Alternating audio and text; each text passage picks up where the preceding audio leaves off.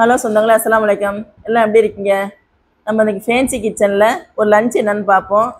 நம்ம இன்றைக்கி சோறு வடிக்கிறோம், ஒரு கீரை குழம்பு வைக்கிறோம், உருளைக்கிழங்கு வறுவல் ஒன்று செய்கிறோம். சூப்பராக சுவையாக நல்லாயிருக்கும். அது எப்படி செய்கிறதுன்னு பார்ப்போம். முட்டை ஆம்லேட் ஒன்று வச்சுருக்குறோம். வாங்க அது எப்படி செய்கிறதுன்னு பார்க்கலாம்.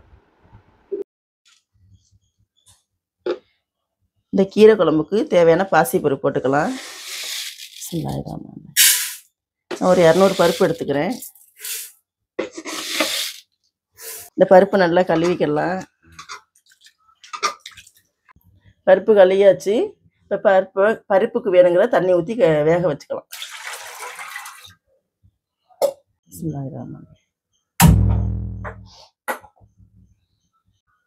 ஒரு ஸ்பூன் மஞ்சத்தூள் போட்டுக்குவோம். கொஞ்சம் நல்லெண்ணெய் ஊற்றிக்கலாம்.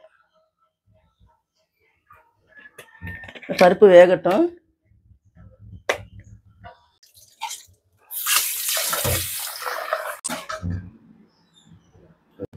கீரை குழம்புக்கு ஒரு 3 பெரிய வெங்காயத்தை இப்படி பொடிசு பொடிசாக எடுத்து வச்சுருக்கோம். அதை போட்டுக்கலாம். ஒரு 4 பச்சை மிளகாய் போட்டுக்கலாம். 2 தக்காளி எடுத்துக்கலாம். ஒரு 2 தக்காளி எடுத்து போட்டுக்கலாம்.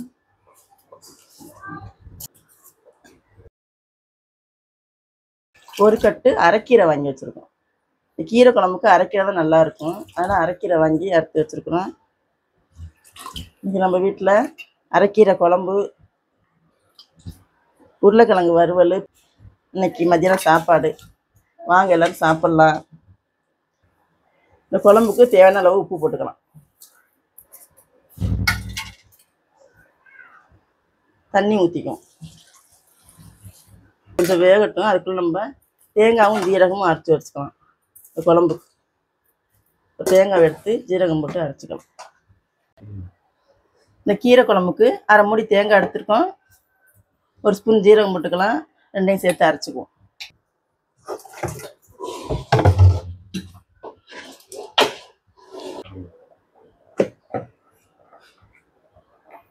அரைச்ச தேங்காவை குழம்புல போட்டுக்கலாம். குழம்புல போட்டுக்கலாம்.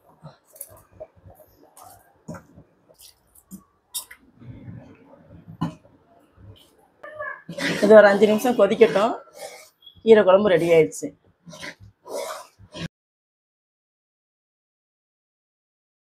ஒரு தாளிப்பு கண்டி வச்சு கொஞ்சம் எண்ணெய் ஊற்றி கடுகு உளுந்து போட்டுக்கலாம்.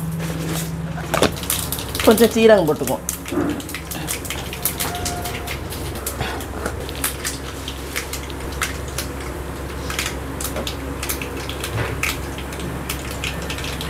கொஞ்சம் கருவேப்பிலை, கொஞ்சம் வரமிளகாய், ஒரு ஸ்பூன் பெருங்காயத்தூள் போட்டுக்கலாம். அவ்வளோதான். கீரை வச்சு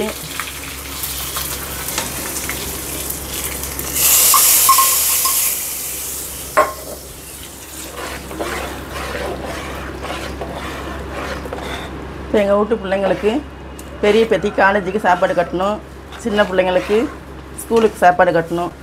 அவங்களுக்காக தான் மெயினாக உருளைக்கிழங்கு வறுத்தது. எங்களுக்கு பீன்ஸு பொரியல் மத்தியானத்துக்கு.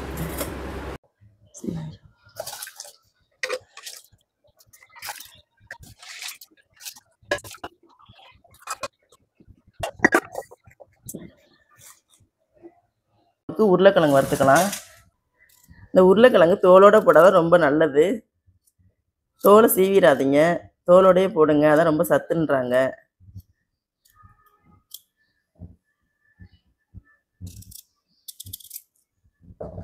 இந்த உருளைக்கிழங்கு தோலோடு போட்டிருக்கோம்.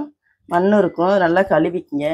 2 கையும் வச்சு நல்லா பிணைஞ்சி கழுவி இந்த வடிக்கூடையில் போட்டுக்குங்க.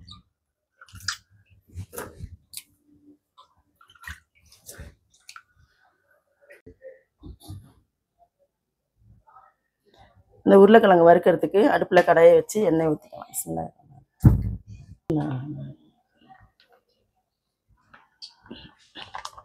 ஒரு ஸ்பூன் கடுகு உளுந்து போட்டுக்கலாம்.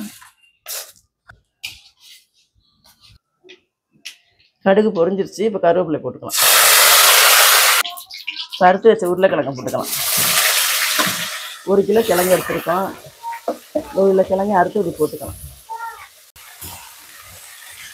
தண்ணி ஊற்ற வேணாம். அதுக்கு கழுவின தண்ணியே போதும்.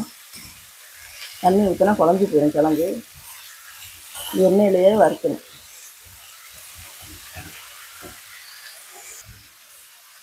இஞ்சி பூண்டு ஒரு ஸ்பூன் போட்டுக்கலாம். அது பெருங்காயத்தூள் ஒரு ஸ்பூன் போட்டுக்கலாம். சாம்பார் தூள் ஒரு ஸ்பூன் போட்டுக்கலாம். தேவையான அளவு உப்பு போட்டுக்கலாம். எல்லாத்தையும் நல்லா கிளறி விடுங்க. கிளறி விட்டு வேக வைங்க. அடிக்கடி கிண்டி விட்டுக்கிட்டே இருக்கணும். அப்படியே விட்டுறக்கூடாது. தண்ணி இல்லாதது அடி பிடிச்சிடும்.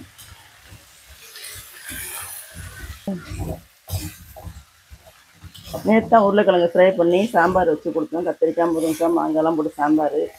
சரி, இன்றைக்கி கீரை குழம்பு வச்சு முட்டையை வச்சு பொரிச்சு தரேன்னாக்கா வேணாம், எனக்கு உருளைக்கிழங்கு தான் இன்றைக்கி வேணுன்றாங்க. டெய்லி எங்கள் வீட்டில் உருளைக்கிழங்கு இந்த மாதிரி சூப்பராக செஞ்சு கொடுத்து நல்லா விரும்பி சாப்பிடுவாங்க. நீங்களும் உங்கள் வீட்டில் இதே போல் செஞ்சு கொடுங்க. எல்லாத்துக்கும் நல்லா மேட்சாக இருக்கும்.